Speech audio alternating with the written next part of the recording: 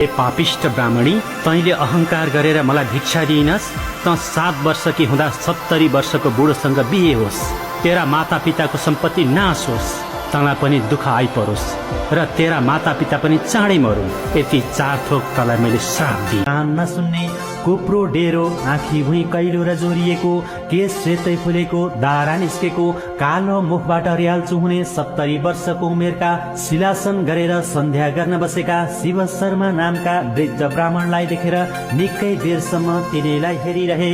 शिव शर्माले सन्ध्या सकेर तिमी को हौ, कहाँबाट आयो, मलाई किन धेरै बेरसम्म हेरिरह्यौ भनी सोधेको सुनि शिव शर्मा भन्दछन्, म शिव शर्मा नामको ब्राह्मण हुँ। 16 वर्षको उमेरदेखि कसैले कन्यादान दिए लिन भनी हिँडेको।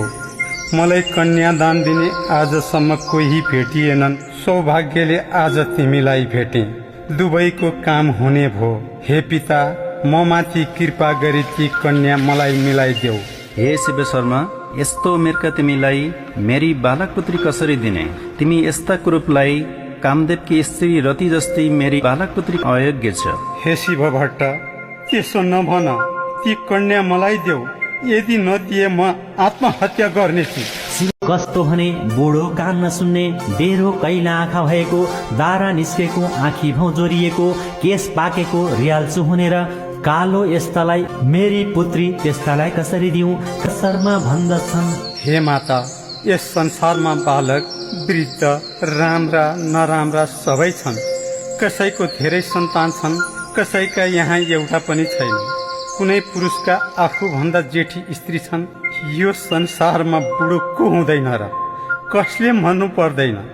यसकारण ती कन्या मलाई देऊ, नदिए म दुवै स्त्री पुरुषलाई श्राप दिई प्राण त्याग्नेछु भनी प्राणवायु ब्रह्माण्डमा खिची मर्न तयार भए। अनि शिव भट्ट डराई भन्दछन्, हे शिव शर्मा, त्यस्तो नगर, मेरी कन्या तिमीलाई नै दिन्छु भनी सम्झाई बुझाई गोडा धोएर नरिसाउँछ न त पिर्छ न भोक लाग्यो भन्ने, गोमा भन्छन् कस्तो छ र पाइछु मैले धन्ने। बढे नवराज बढे नवराज, शुक्ला पक्ष चन्द्र झै हुर्के नवमानहरू स्वयं गोमा कहाँ गएर भने, हे गोमा, नवराजको विवाह गर्ने भए वरुणपुरका अग्निस्वामीकी कन्या चन्द्रावती छन्, तिनैसित गरिदिउँ। सबै गोमा भन्दछिन्, हे यजमान हो, घरमा सम्पत्ति छैन, त्यसलाई कन्या कसले देला, विवाह कसरी गरिदिने? यति सुनेर यजमानहरूले भने, हे गोमा, जे चाहिएको सामग्री हामी दिन्छौँ। अनि असल दिनमा लग्न ठहराई वरुणपुरका अग्नि स्वामीकी कन्या चन्द्रावती र नवराजको विवाह सम्पन्न भयो। त्यसपछि एक दिन ती नवराज बाहिर खेल्न गएको बेला तिनका मित्रहरूले, हे नवराज, आजसम्म हामी तिमीलाई नवराज ब्राह्मण भन्दथ्यौं, तर अबदेखि तिमीलाई बिना बाबुको छोरो भन्दछौ। तिम्रा पिता भए तिनको नाम के हो, तिमी कसका छोरा हौ, हामीलाई भन। यति आफ्ना मित्रहरूले भनेको सुनि नवराज केही उत्तर दिन नसकी घर आएर भन्दछन्, हे माता, म कसको छोरा हुँ? मेरो पिताको नाम के हो? हे नवराज, तेरो पिताको नाम शिव शर्मा हो। त गर्भमा छँदै भिक्षा माग्न परदेश गएका आजसम्म फर्केका छैनन् बाबु। कतै केही परेर रोकिएका छन् कि संसारमै छैनन्, थाहा पाउन सकिन बाबु। हे माता, त्यसो भए मलाई आज्ञा दिनुहोस्, मेरो पिता कहाँ बसेका छन्, म विचार गरेर आउनेछु माता। हे पुत्र, त धन्य रहेछस्। तेरा पिता मरेका भए पनि, बाँचेकै भए पनि चाँडै नै खबर पाएछ है बाबु। नवराजले माताको आशीर्वाद थापी दण्डवत प्रणाम गरी स्त्री चन्द्रावतीलाई हराउने कुरा हराई पिताको खबर गर्न परदेश हिँडे। जाँदा जाँदा केही दिनमा गंगाको तटमा ऋषिका आश्रममा पुगे। त्यहाँ अत्यन्त वृद्ध भइसकेका ब्राह्मण र ब्राह्मणलाई देखेर सोधे, हामी ब्राह्मण हौ, वृद्ध अवस्था भएर गंगामा शरीर त्याग गरौँला भनी घर छाडी यहाँ झुपडी बनाएर बसेका तिमी को हौ, यहाँ के कामले आयौ? तिनको यस्ता कुरा सुनि नवराज भन्दछन्, म पनि नवराज नामको ब्राह्मण हुँ। म गर्भमा हुँदै भिक्षा माग्न हिँडेका मेरा पिता शिव शर्मा नामका ब्राह्मण आजसम्म घर फिरेनन् र तिनैको खबर गर्न हिँडेको हुँ। तिमीले देख्यौ कि? यति नवराजको वचन सुनि ती वृद्धले भने, हे नवराज, गर्भाधान कर्म गर्न भिक्षा माग्न आएका चन्द्रज्योति नगरका शिव शर्मा नामका वृद्ध ब्राह्मण यही आई आफ्नो नित्य कर्म गर्न फलफुल टिप्न त्यस वृक्षमा चढेका थिए। हाँगा भाँचिएर लडेर मरे। हाडखोर त अझसम्म पनि होला, त्यहाँ गएर हेर त बाबु। यति वृद्ध ब्राह्मणले भनेको सुनि नवराज रुखमुनि हेर्न गए। त्यहाँ आफ्ना पिताको हाडखोरदेखि, हे पिता, मेरै निम्ति भिक्षा माग्न आएर मेरो मुखै देख्न नपाई यो समाचार म आमालाई कसरी सुनाउला?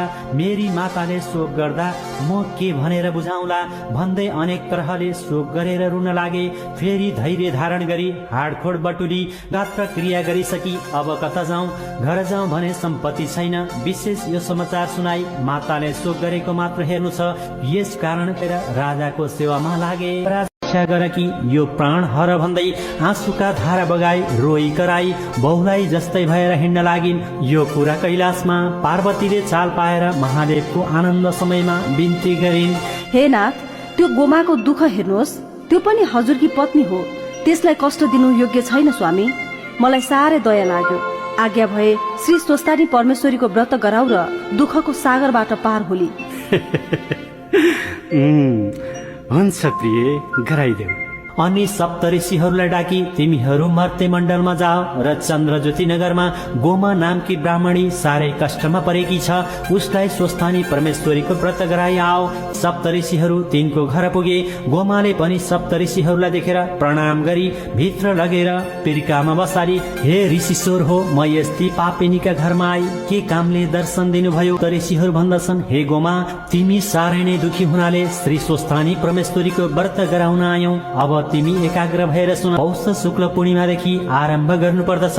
हात खुट्टाका नङ काटी पवित्र भई एक भक्त रही एक चित्त गरी नित्य मध्याह्न कालमा श्री महादेवको पूजा गर्नु। परमेश्वरीको पूजा गरेर कथा सुन्नु। कथा सुन्ने कोही नभए आफै भन्नु र आफै सुन्नु। आफ्ना खाट उइटा धनु आदिलाई सुनाए पनि हुन्छ। मेरो अमुक कामना सिद्ध होस् भनेर अर्घ दिई जप ध्यान स्तुति गर्नु। हे स्वस्थानी परमेश्वरी, हजुरको कृपाले मेरो व्रत पूरा भयो भनी प्रसाद झिक्नु र आफ्ना पुरुषलाई दिनु। पुरुष नभए छोरालाई र छोरा नभए मित छोरालाई दिनु। मित छोरा पनि नभए मेरो अमुक कामना सिद्ध होस् भनेर गंगामा बगाइदिनु र 100 रोटी आफूले फलहार गरी रात्रिमा जागराम बस्नु। हे गोमा, यति गरेपछि स्वस्थानी परमेश्वरीको व्रतको प्रभावले तिम्रो सबै दुःख नाश हुनेछ। अन्य नन्द मान्दै भनिन्, हे ऋषिश्वर हो, म यस्ती पापिनीका घरमा केही छैन, केले आतिथ्य गरौँ? पसलबाट पान किनेर ल्याउँछु भनी चर्खामा रहेको धागोको लरिया लिएर घरबाट निस्किन्। हे ऋषिश्वर हो, म यस्ती पापिनीका घरमा केही छैन, केले आतिथ्य गरौँ? पसलबाट पान किनेर ल्याउँछु भनी चर्खामा रहेको धागोको लरिया लिएर घरबाट निस्किन्। सप्त ऋषिहरूले गोमाको कष्ट देखेर साह्रै दया लागि 7वटा सुनका कौडी आफूहरू बसेको पिर्का मनी छोडेर गए। काल भयो र नवराजले भने, हे माता, म गंगा स्नान गरेर आउँछु। अनि गंगामा गई स्नान गरिसकी हरिहरको पूजा र स्तुति गर्दा गोमा ब्रह्माणीको व्रतको प्रभावले गंगाबाट हरिहर प्रकट भई। हे नवराज, तेरी माताले गरेको स्वस्थानीको प्रभावले हामी प्रसन्न भयौँ। यस गंगादेखि पश्चिम दिशामा लावण्य देश छ। त्यहाँ राजा छैनन्। हात्तीलाई सुवर्णको कलश र फूलको माला दिई राजा रोज्न लगाइएका छन्। त त्यहाँ जानु। हामी त्यस हात्तीमा प्रवेश भई राज्याभिषेक तँलाई नै दिलाउनेछौँ। राजा होलास। हरिहर प्रकट भई वरदान दिएको सुनि नवराज स्तुति गर्न लागे। हे हरिहर, लावण्य देशमा मन्त्रीहरूले हात्तीलाई सुनको कलश र फूलको माला दिई राजा खोज्न लगाइरहेका थिए। लोकहरू अनेक वस्त्र अलङ्कार पहिरी राजा होइजान्छु कि भनी हात्तीको नगिज गएर अघि पछि हिँड्न लागे। नवराज पनि पुगेर एउटा पाटीमा बसी हेरिरहे। हात्तीमा हरिहर प्रवेश गरी नवराज ब्राह्मणका नगिज गई गलामा माला पहिराई सुवर्णको कलशले अभिषेक गरिदियो। त्यो देखेर प्रजाहरू भन्न लागे, हे लोक हो, यो हात्ती बौलायो। के यस देशमा कुनै क्षत्रिय छैनन् र ब्राह्मणलाई अभिषेक गर्यो? कसैले प्रतिवाद गरे, यो हात्ती बौलाएको होइन, तिमीहरू नै बौलाएका हौ। मुखले नबोले पनि हात्ती देवता हो। ब्राह्मण, क्षत्रिय, वैश्य, शूद्र जो भए पनि उसको तपस्या र भाग्यले राजा भयो। बिना नारायणको अंशले राजा हुन पाइन्न। चुप लाग भनी सम्झाए। उता हरिहर प्रवेश भइरहेको हात्तीले नवराजलाई सुनले उचाली कुम्भ स्थलमा राखेर दरबारमा लग्यो। गुरु पुरोहितले अनेक वस्त्र अलङ्कार पहिराई सम्पूर्ण सामग्री तयार पारी पूर्ण घट अष्टमङ्गल गरी सुदिन ठहराई। त्यसै शहरकी राजाकी कन्या लावण्यवती नाम भएकीलाई विधिपूर्वक नवराजलाई कन्यादान गरी राजा तुल्याए। अनि गुरु पुरोहितले भने, हे महाराज, राज्याभिषेक भएको छैन, सामग्री तयार छ, सुदिन ठहराई अभिषेक लिनुहोस्। तिनको यस्ता कुरा सुनि नवराज भन्दछन्, हे गुरु पुरोहित हो, मेरी महतारीले नदी पहिले अरूको अभिषेक कसरी लिउँ? चन्द्रज्योति नगरको बाहिर एउटा खरको घर छ, त्यहाँ गोमा नामकी ब्राह्मणी छन्, ती मेरी महतारी हुन्, तिनीलाई चाँडै लिन पठाओ। यति नवराजले भनेपछि मन्त्रीले म जान्छु भनी वस्त्र अलङ्कार पालकी र केही सेना समेत लिई चन्द्रज्योति नगरमा गएर त्यहाँ गोमालाई भेटी प्रणाम गरेर भने, हे राजमाता, हजुरका छोरा लावण्य देशका राजा हुनुभयो, म मन्त्री हुँ, हजुरलाई लिन पठाउनु भएर म आएको। मन्त्रीले यति भनेको सुनि गोमाले मनमा आनन्द मानी वस्त्रालङ्कार पहिरी पाल्कीमा बसेर लावण्य देश हिँडिन्। चन्द्रज्योति नगरका नारीहरूले थाहा पाई हेर्न भनेर कसैका कपालको केश फुकेको, कसैका छोराछोरी रोएको, कसैले पाक्न लागेको र खान बसेको भात पनि छाडेर हतपताउँदै निस्के। पाल्कीमा बसेर फौज समेत भई जान लागेकी गोमालाई देखेर भन्दछन्, हेर, स्त्री जाति भएर पनि गोमा अर्काको ढिकी जातको गरी धागो काटेर माचिरहेकी हुनाले आज राजमाता भएर पाल्कीमा बसेर गइन् भनी परस्पर कुरा गर्थे। गोमा राजमाता त्यहाँबाट गएर लावण्य देशको नगिज पुगिन्। हे माता, हजुरको तपस्या र हरिहरको कृपाले म लावण्य देशको राजा भए। अब मलाई राज्याभिषेक दिनुहोस् माता। को हौ, कहाँबाट आएका? हामी नवराज राजाले पठाएर लावण्य देशबाट आएका हौं। हे डोले हो, नवराज राजा रे? हजुर। कस्तो आश्चर्य भन्यौ, नवराज कसरी राजा भए? मलाई सबै वृत्तान्त सुनाऊ त। लावण्य देशमा राजा नहुनाले हात्तीलाई राजा खोज्न लगाइएको थियो। नवराजलाई देखेर हात्तीले सुनको कलशले अभिषेक गरी राजा तुल्यायो।